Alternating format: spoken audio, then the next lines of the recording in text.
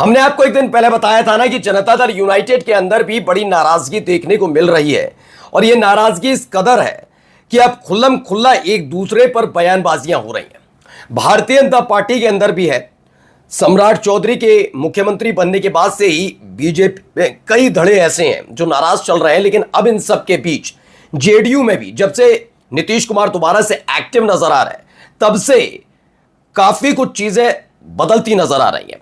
आज वही खबर आज आपको दिखाने जा रहा हूं कि अब शब्दों की भी गरिमा नहीं रखी जा रही, चांडाल चौकड़ी जैसी शब्दावली का इस्तेमाल किया जा रहा है। बताया जा रहा है कि इस पार्टी को पूरी तरह से खत्म करने की कवायद के पीछे एक चांडाल चौकड़ी। तो कौन है चांडाल चौकड़ी? और सुनिए, यह टिप्पणी आरजेडी, कांग्रेस या फिर बीजेपी की तरफ से भी नहीं की, न चिराग पासवान की पार्टी, न जीतन राम मांझी की पार्टी, न उपेंद्र कुशवाहा की, बल्कि जेडीयू के इन नेता अब खुलकर कह रहे हैं कि जनता दल यूनाइटेड को डुबाने में जेडीयू की ही चांडाल चौकड़ी का हाथ है।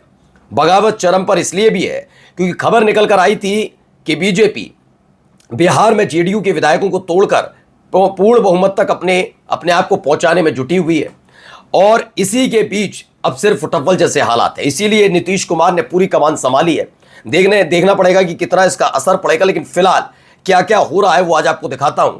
क्यों ये कहा जा रहा है कि बीजेपी के साथ ये लोग संतुष्ट नजर नहीं आ रहे। नमस्कार, मैं हूं प्राजपल गौतम और आप देख रहे हैं टाइम्स एक्सप्रेस। सबसे पहले शुरुआत हम इसी खबर से करने जा रहे हैं कि पहले खबर आती है कि नीतीश कुमार को बनाया जा रहा है मंत्री। फिर खबर आती है नहीं, मंत्री पद पर उनको लेकर नहीं बातचीत चल रही, तमाम चीजें अलग कर की जा रही हैं।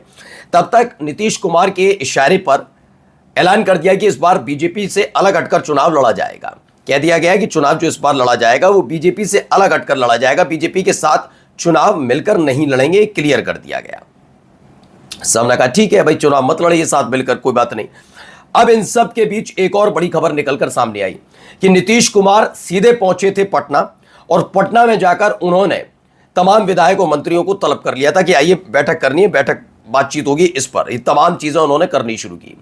जैसे ही ये खबर निकल कर आई उसे बीजेपी बेचैन हुई, क्योंकि एक रिपोर्ट खबर थी, ये रिपोर्ट पहुंचाई गई है कि सांसद तो अमूमन देखा जाए जेडीयू के पूरी तरीके से बीजेपी के हाथों में ही है जेडीयू के, लेकिन विधायक जो है वो पूरी तरह से नहीं है।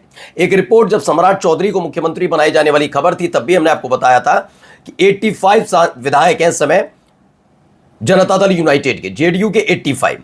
अब उन 85 विधायकों की अगर जिक्र किया जाए तो उसमें से 4-5 ऐसे विधायक थे जिन्होंने कुछ नहीं बोला, लेकिन 20 तकरीबन 17-18 ऐसे विधायक थे जिन्होंने खुलकर सम्राट चौधरी के मुख्यमंत्री बनने के पर खुशी जाहिर की थी। यही वो हैं कोर तरीके से जो दिल्ली के इशारे पर यानी संजय झा और राजीव ललन सिंह के इशारे पर चल रहे हैं। वही जेडीयू के 17-18 विधायकों ने हामी भरी थी कि सम्राट चौधरी बहुत बढ़िया, हम तो चाहते हैं। लेकिन 60 से ज्यादा ऐसे विधायक, 62 करीब, उन्होंने मना किया था। नहीं, पहली बात तो ये मुख्यमंत्री वाला जो मसला है ये सम्राट चौधरी बीजेपी जाना ही नहीं चाहिए। अगर भारतीय जनता पार्टी के कोटे में जाता भी है मुख्यमंत्री पद तो सम्राट चौधरी नहीं बनने चाहिए। अब खबर निकल कर आ रही है कि 89 सीटों वाली बीजेपी अपने आंकड़े को, जादुई आंकड़े यानी बहुमत तक पहुंचाने के लिए, 122 तक पहुंचाने के लिए पहले वो छोटे छोटे अपने राजनीतिक दलों को ही तोड़ने की कवायद में थी, जिसमें पहला शिकार उनका उपेंद्र कुशवाहा की पार्टी होने जा रही थी। वो तो बात अलग है कि उपेंद्र कुशवाहा ने क्लियर कर दिया कि वो अपनी पार्टी का विलय किसी भी कीमत पर बीजेपी में नहीं करेंगे, जिसके बाद उनके बेटे को एमएलसी की टिकट नहीं दी और फिर तो मंत्री पद जाना तय। ये तमाम चीजें हुई। अब क्या है, उनको लगा कि पहले उपेंद्र कुशवाहा की पार्टी तोड़ो, फिर जीतन राम मांझी की, फिर चिराग पासवान की। इससे बढ़िया है कि एक झटके में जनता दल यूनाइटेड को तोड़ा जाए।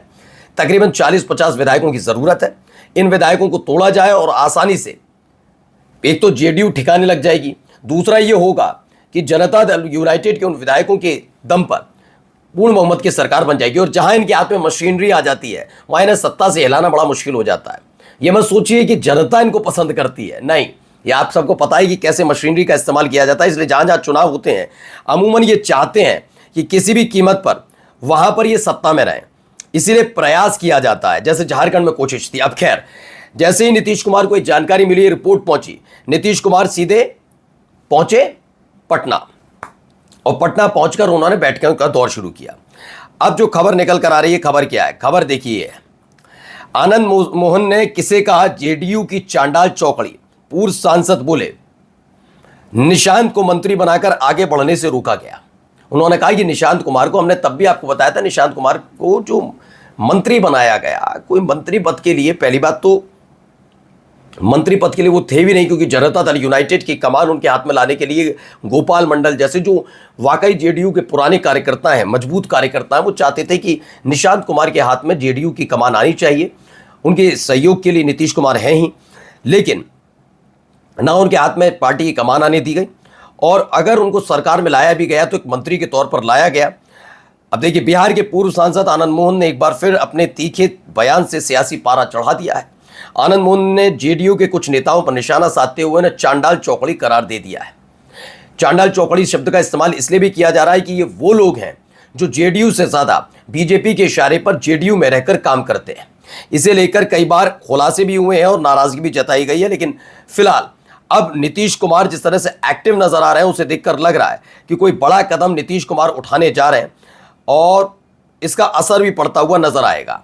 देखिए क्या है, इन्होंने कहा, पटना में पूर्व सांसद आनंद मोहन ने एक बार फिर अपने तीखे बयान से बिहार की राजनीति में हलचल मचा दी है। उन्होंने बिना नाम लिए सीधे तौर पर जेडीयू के कुछ बड़े नेताओं पर निशाना साधा और उन्हें चांडाल चौकड़ी करार दे दिया। इसके साथ ही आनंद मोहन ने निशांत कुमार को लेकर कहा कि उन्हें स्वास्थ्य मंत्री बनाकर उनका रास्ता रोक दिया गया है। एक चैनल से बात कर रहे थे आनंद मोहन ने कहा कि वह शुरू से ही जेडीयू की चांडाल चौकड़ी की निशाना बनाते रहे। उनका आरोप था कि पार्टी के अंदर कुछ लोग दूसरी पार्टी के एजेंट्स की तरह काम कर रहे हैं। यही चांडाल चौकड़ी जेडीयू के राजनीतिक फैसलों को प्रभावित कर रहा है। देखिए, मैं ये नहीं कह रहा कि आनंद मोहन ने पर्टिकुलर उसी नेता के लिए कहा, लेकिन जब से साल 2024 का लोकसभा चुनाव हुआ है, मैं तब से आपको लगातार बता रहा हूं, राष्ट्रीय कार्यकारिणी की बैठक हुई है, क्योंकि मनीष वर्मा को चाहते थे राष्ट्रीय कार्यकारिणी अध्यक्ष बनाना, लेकिन बने कौन? संजय झा। संजय झा हर कोई जानता है कि वो अमित शाह की खास है, और होता है कि जब आप गठबंधन में होते हैं तो आप अपनी गठबंधन वाली पार्टी के किसी एक बड़े नेता को अपने पार्टी की टिकट पर राज्यसभा भेजते हैं, एमएलसी बनाते हैं। तो वैसा ही किया, जैसे समाजवादी पार्टी ने फिलहाल जयंत चौधरी को भेज रखा। वो बात अलग है कि अब जयंत चौधरी छोड़कर चले गए समाजवादी पार्टी का साथ, लेकिन ये बात सच है कि मौजूदा तौर पर जो वो राज्यसभा सदस्य हैं वो समाजवादी पार्टी की बदौलत है, क्लियर है जयंत चौधरी। खैर, ऐसे ही संजय झा को जो बनाया गया था वो अमित शाह के कहने पर जेडीयू की तरफ से भेज दिया गया था राज्यसभा। लेकिन जेडीयू की तरफ से राज्यसभा भेजने के बाद वो जेडीयू के नेता तो कहलाए, लेकिन वो अमित शाह के यही काम करते रहे, क्लियर है। तब से ही देखिए, और राजीव ललन सिंह को देखिए, वो बहुत जो मोदी शाह की तरफ से इशारा होता है वो वैसे ही करते हैं। वो इंतजार भी नहीं करते कि नीतीश कुमार का उस पर क्या रिएक्शन होगा। अब चांडाल चौकड़ी किसके लिए कहा जा रहा है पता नहीं, लेकिन राष्ट्रीय स्तर, दो हिस्सों में बटी हुई है जेडीयू, राज्य स्तर पर और राष्ट्रीय स्तर पर। राष्ट्रीय स्तर पर ये दोनों ही संभाल रहे हैं, संजय झा। अब किसके लिए इन्होंने चांडाल चौकड़ी जैसे शब्द का इस्तेमाल किया, लेकिन इनके इस बयान से ये बात क्लियर हो गई है कि फिलहाल आनंद मोहन ही नहीं बल्कि जनता दल यूनाइटेड के कई बड़े नेता इस समय नाराज चल रहे हैं उन नेताओं से जो हैं तो जेडीयू के, लेकिन काम बीजेपी के लिए करते हैं। नमस्कार।